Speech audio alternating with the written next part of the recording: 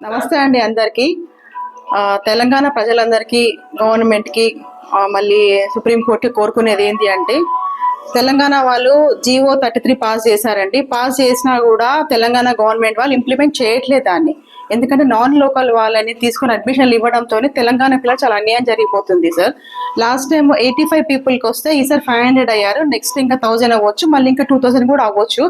ఇది కొంచెం అరికట్టేలాగా తెలంగాణ తీసుకొచ్చిన జీవోని పాస్ చేశారు కాబట్టి అమలు చేస్తే అంత తెలంగాణ బిడ్డలందరికీ న్యాయం చేసిన వాళ్ళు అవుతారు సార్. లేకపోతే ఖచ్చితంగా తెలంగాణ పిల్లలందరికీ అన్యాయం అవుతుంది సార్. ఇది మేము కోరుకునేది అంటే, మీరు ఇచ్చిన జీవోని పాస్ చేసి ఇంప్లిమెంట్ చేసి తెలంగాణ బిడ్డలకు అన్యాయం జరగకుండా చూసుకోండి అని కోరుకుంటున్నాం. రేవంత్ రెడ్డి గారు, మోడీ గారు అందరితోని విన్నపించుకుంటున్నామండి. మా వాయిస్ రేజ్ అయ్యి అందరూ తెలంగాణ బిడ్డలకి న్యాయం జరగాలని కోరుకుంటున్నాం. ఈ రోజు చాలా మందిని కలిసామండి. పొద్దున ఈ రోజు PCC ప్రెసిడెంట్ కూడా కలిసాము.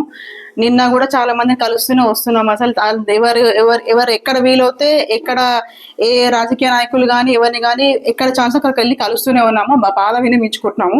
మేము కోరుకునేది ఏంటంటే ఇది ఒకటే, మీరు సుప్రీంకోర్టు వరకు తీసుకెళ్ళి స్టే అయినా తీసుకురండి, లేకపోతే మాది ఇది తెలంగాణ గవర్నమెంట్ తెలంగాణ పిల్లలకు న్యాయం జరిగేలాగా చూడండి సార్. అంతే మేము కోరుకునేది ఒకటే. ఫ్యూచర్లో ఇలా అవుతే కనుక తెలంగాణలో MBBS చేసే పిల్లలు ఉండరు అసలు. ఇంకా అది ఉట్టి మా పిల్లల భవిష్యత్తే కాదు సార్. ఇప్పుడు మా పిల్లలు ఒకరు తప్పుకున్నా కూడా రేపు మీ వరకు కూడా అవుతుండొచ్చు. అది తర్వాత జనరేషన్ లో అసలు మనం డాక్టర్లను చూసుకుందామంటే అక్కడ MBBS తెలంగాణ వాళ్ళు ఎవరు కనిపించారు కాదు, వేరే లోకల్ నాన్ లోకల్ ఆంధ్ర వాళ్ళే కనిపిస్తారు. అప్పుడు మీకు ఇది దృష్టిలో పెట్టుకొని మా అందరికి సపోర్ట్ చేస్తూ చారీ గారు ఇది ముందుకు తీసుకెళ్తున్నారు. ఆయనకు సపోర్టింగ్ గా మేము అందరం పేరెంట్స్ చాలా మంది నిల్చొని మాట్లాడుతున్నాము.